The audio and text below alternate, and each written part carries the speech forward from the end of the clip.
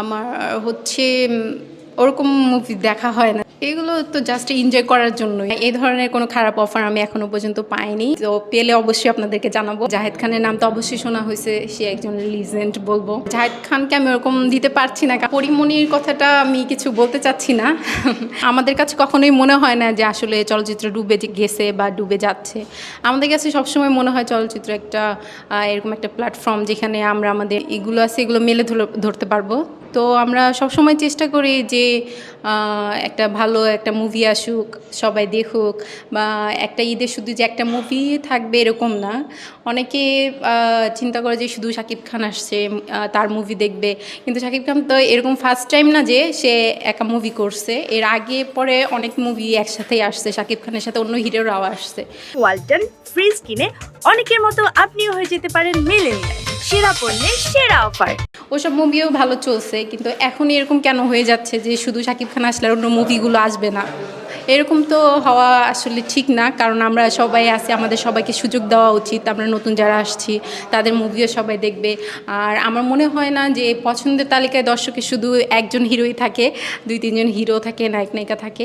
এই ধরনের কোনো খারাপ অফার আমি এখনও পর্যন্ত পাইনি। এখন যারা পায় হয়তো বা তারাই বলে, এখন আমি তো এখনও পর্যন্ত পাইনি। তো পেলে অবশ্যই আপনাদেরকে জানাবো। এখনও পর্যন্ত আমি পাইনি আর কি। এখন বিশ্বাস করার বলতে কি, মানুষ বলে ঠিক আছে, কিন্তু আমার চোখে কখনো পড়েনি বা আমি কাউকে দেখিনি। আর চেষ্টা করতেছি যে আমার ক্ষেত্রে এরকম কিছু না হয় বা আপনাদেরকে বলতে হয় এরকম কোনো কিছু। ওদিক থেকে আমি যতটুকু পারি আমার টুকু চেষ্টা আছে নিজেকে সেফ রাখার জন্য। নিজেকে অবশ্যই নিজে সেফ রাখবো। এখন বাকিটা মানুষ যেটা বলে সবটাই তো সত্য না। আমার কাছে মনে হয় এগুলো ভ্যালুলেস। স্পেসিফিকলি প্রেম আসলে করা হয় নাই, বাট প্রস্তাব অনেক আসছে, ওগুলো অ্যাকসেপ্ট করা হয়নি আর কি। এখন একতরফা প্রেম থাকলে তো ছ্যাঁকা হতেই পারে, কিন্তু আমার তরফ থেকে আমি এখনও পর্যন্ত কাউকে ছ্যাঁকা দেইনি। সহজ উপায় হচ্ছে যে যার কাছে থাকে সেই মানে বলতে পারবে যে কোন নারীর মনটা বোঝা কিভাবে সহজ। তাছাড়া আপনি পাশ থেকে অন্য কেউ হলে বুঝতে পারবেন না এটা। সবসময় আমরা দেখে আসছি যে পুরুষ থেকে কিন্তু নারী বেশি ত্যাগ স্বীকার করে সব থেকে সংসারের মধ্যে।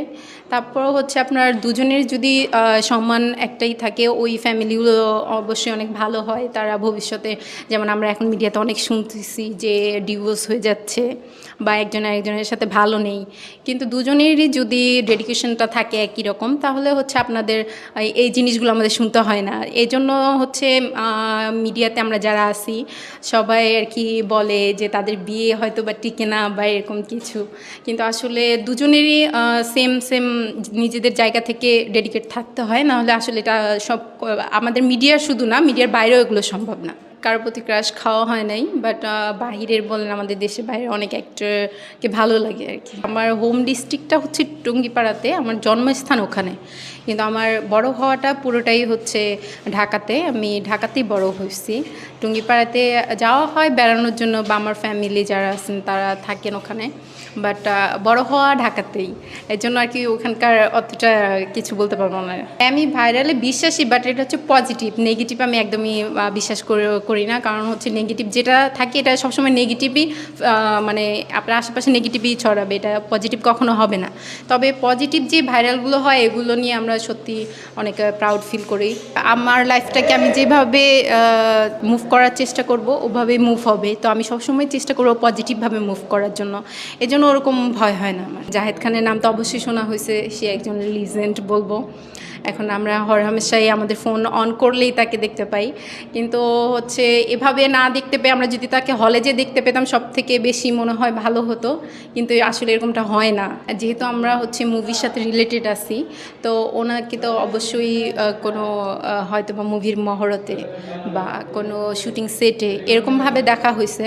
বাট পপুলার হিসেবে যদি আপনি বলতে চান যে মানুষ কিভাবে চিনতে পারছে, তো হচ্ছে আমরা ম্যাক্সিমামই দেখি যে তার অনেক ট্রোল বের হয়, উনি উদ্ভট কথা বলে, ওখান থেকেও চেনা যায় আর কি। সব নারীর কথা বলতে পারবো না, বাট আমি তো কখনো পাগল হইনি। ব্যক্তিত্ব হিসাবে আমি খুবই কম রেট দিতে চাচ্ছি, কারণ আমার কাছে মনে হয় না ব্যক্তিত্ব দিক থেকে মানে এত আমাদের ভিতর পজিটিভ আনছে তারা, খুবই বাজে পজিটিভ আনছে, মানে নেগেটিভ আর কি আমরা জানি। জাহেদ খানকে আমি ওরকম দিতে পারছি না, কারণ আমি ওরকম তার কোনো মুভি কিন্তু আমি দেখিনি।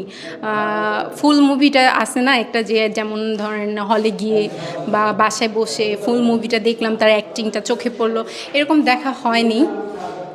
বাট তাকে আমি 5 দিতে চাচ্ছি। মাহিয়া মাহি আমার খুব ফেভারিট। মাহিয়া মাহিকে আমি খুবই পছন্দ করি as a heroine, I mean নায়িকা। দেন পরিমণির কথাটা আমি কিছু বলতে চাচ্ছি না কারণ আমি তো ফার্স্টেই বললাম যে নেগেটিভি যে ভাইরালগুলো হয় এগুলো আশেপাশে নেগেটিভই ছড়ায়, এগুলো কখনো পজিটিভ হয় না। তো তাকে নিয়ে আমি কোনো কথা বলতে চাচ্ছি না। বাট মাহিয়া মাহি যিনি আমাদের, তার ব্যক্তিত্ব লাইফ বা এটা সবারই একটু ডিসিশনের প্রবলেম হতে পারে। তো এদিক থেকে বলতে চাচ্ছি যে মাহিয়া মাহি আমার পার্সোনালি খুবই ভালো লাগে, আমার কাছে ভালো লাগে, কিন্তু তার ব্যক্তিত্ব লাইফটা আমি পছন্দ করি কি করি না এরকম কোনোই নেই।